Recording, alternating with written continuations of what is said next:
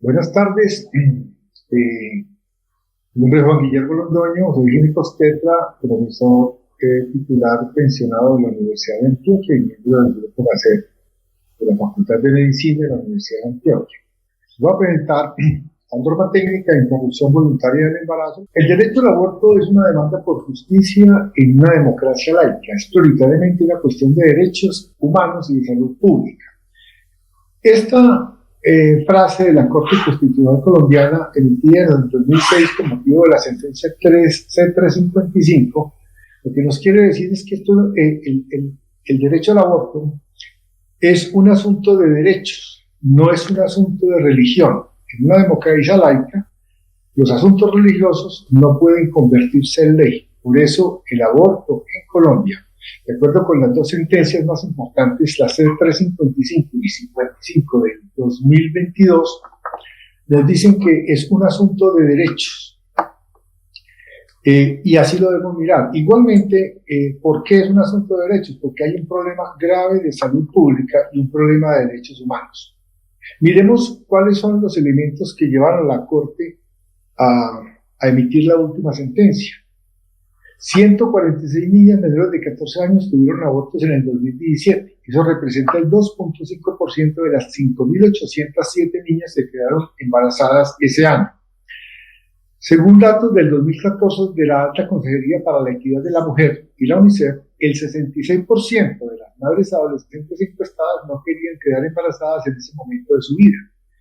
Las barreras son sistemáticas y generalizadas entre los distintos actores y operadores del sistema de salud, del sector justicia y de instancias administrativas. Es decir, la maternidad de las niñas menores de 14 años es una maternidad obligada a pesar de las sentencias emitidas por la Corte Constitucional Colombiana. Miremos estas estadísticas del Ministerio de Salud.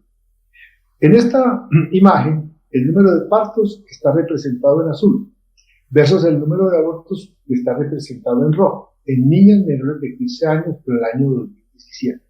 Es decir, esto nos está mostrando que esa maternidad es una maternidad obligada porque la inmensa mayoría, el 66% de esas niñas no querían quedar embarazadas. El principal insumo para el aborto inseguro en Colombia es el embarazo no planeado, que de acuerdo con este estudio del Instituto Guttmacher de Nueva York, realizado en el 2018, y es el estudio más grande que se ha hecho en Colombia sobre la interrupción del embarazo, muestra que el 67% de los embarazos en nuestro país son no planeados. Para ese año hubo 1.358.000 embarazos, pero lo más grave es que muchos de ellos terminaron en abortos inducidos. El 29% de esos embarazos no planeados terminaron en abortos inducidos. De ellos hubo entre 7 y 15% de muertes. Para ese año hubo 400.412 abortos para un total de 130.000 complicaciones, pero el asunto más delicado es que hubo 93.000 complicaciones derivadas de la atención médica, lo que nos está diciendo que hace falta capacitación del personal de salud en un tema tan importante como este. La interrupción voluntaria del embarazo es un derecho fundamental y el personal de salud debe conocer la legislación y conocer la norma técnica y entrenarse para respetar los derechos fundamentales de las mujeres. Por tratarse de un problema de salud pública, un problema de derechos humanos, y una de las expresiones más injustas de iniquidad contra las mujeres, la atención del aborto debe estar centrada en la mujer, porque es su vida, es su salud, son sus derechos. Estas son las razones que llevaron en el año 2006 a la Corte Constitucional Colombiana a emitir la sentencia C-355, que dice: el aborto en Colombia está despenalizado cuando la continuación del embarazo constituye peligro para la vida o para la salud de la mujer, certificado por un médico. El médico certifica esa condición de la mujer. Cuando exista grave malformación del feto que haga inviable su vida, certificado por un médico. O cuando el embarazo sea resultado de una conducta debidamente denunciada, constitutiva de acceso carnal o acto sexual sin consentimiento, abusivo de inseminación artificial o de transferencia de óvulo fecundado no consentidos o incesto. Es decir, en las primeras dos causales que aplican la sentencia C-355 se requieren, en las dos primeras, un certificado médico y en la tercera, una conducta de una denuncia ante la autoridad competente. A partir del 21 de febrero del presente año, la situación cambió. Cambió con la emisión de la sentencia C-55 del año 2022, que dice que la Corte Constitucional declaró que la conducta de abortar solo será considerada delictiva cuando se realiza después de la semana 24. ¿Qué quiere decir esto? Que hasta la semana 24 la interrupción del embarazo aplica solo con la solicitud de la mujer, no aplica el régimen de causales.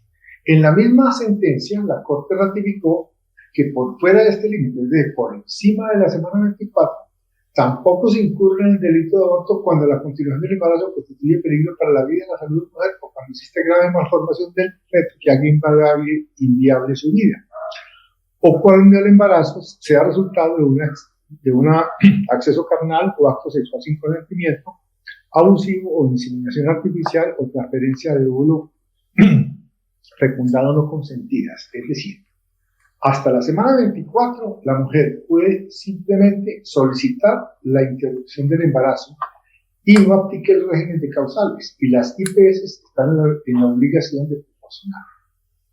A partir de la semana 24, sí aplica el régimen de causales que les había mencionado en la sentencia C-355 del año 2006. De todas formas, es fundamental que el personal de salud conozca cuáles son los principios éticos que deben guiar la atención a las mujeres que, haciendo uso de sus derechos, solicitan interrupción del embarazo.